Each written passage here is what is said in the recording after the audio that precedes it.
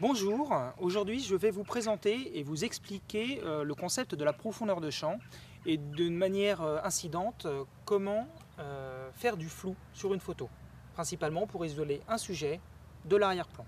J'ai par exemple ici représenté le photographe avec son appareil, le sujet et deux autres objets, l'arrière-plan et le premier plan. Par exemple un pot de fleurs qui est devant et par exemple des bâtiments au loin ou l'arrière d'une rue. Lorsque j'ai une grande profondeur de champ, cela signifie que l'ensemble sera net. Je fais ma mise au point ici pour que mon sujet soit net, mais je vais également avoir mon premier plan net et mon arrière-plan net. Alors qu'une faible profondeur de champ va réduire cet espace de netteté. Tout de suite devant et tout de suite derrière, les objets vont devenir flous.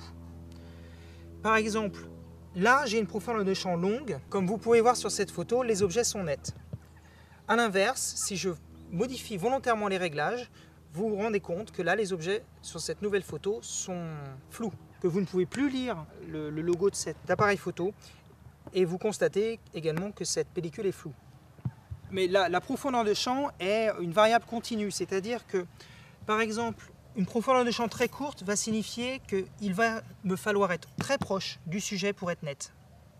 Mais il va y avoir une infinité de variations pour avoir les objets plus ou moins nets ou flous selon s'ils sont écartés. Maintenant, comment obtenir la variation de cette profondeur de champ? Il y a deux paramètres. L'un d'entre elles va être la focale, c'est donc le zoom. Un grand angle qui voit très large va avoir tendance à avoir une très grande profondeur de champ. Donc ça va être très difficile d'obtenir du flou avec un objectif grand angle. Par contre, si j'utilise un téléobjectif, si nous zoomons et utilisons une longue focale, l'effet de profondeur de champ sera très fortement accru. Donc c'est l'une des techniques. La seconde va être le réglage du diaphragme. Le diaphragme sur cet ancien appareil se règle sur cette molette avec les valeurs qui vont de 2,8 à 22, 22 pour très fermé, et qui concrètement consiste, vous le voyez ici, un diaphragme est ouvert ou fermé. Lorsqu'il va être ouvert, la profondeur de champ va être très courte. C'est comme ça qu'on arrivera à faire du flou. Si on veut que tout soit net, on va le fermer. Alors, je vous montre sur un appareil des années 70. Je peux également vous montrer sur un appareil numérique d'aujourd'hui. Vous pouvez sélectionner sur la molette le A, qui signifie aperture en anglais, la priorité au diaphragme. Lorsque vous êtes sur ce réglage, vous allez pouvoir, ici, grâce à la molette, sur cet appareil situé en haut à droite, faire varier la focale. Donc ici, ça va jusqu'à 8 et ça descend à 2,8.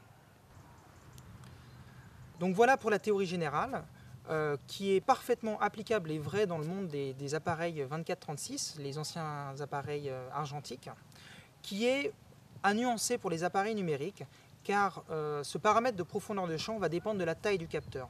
Plus le capteur va être petit, plus la profondeur de champ va être longue.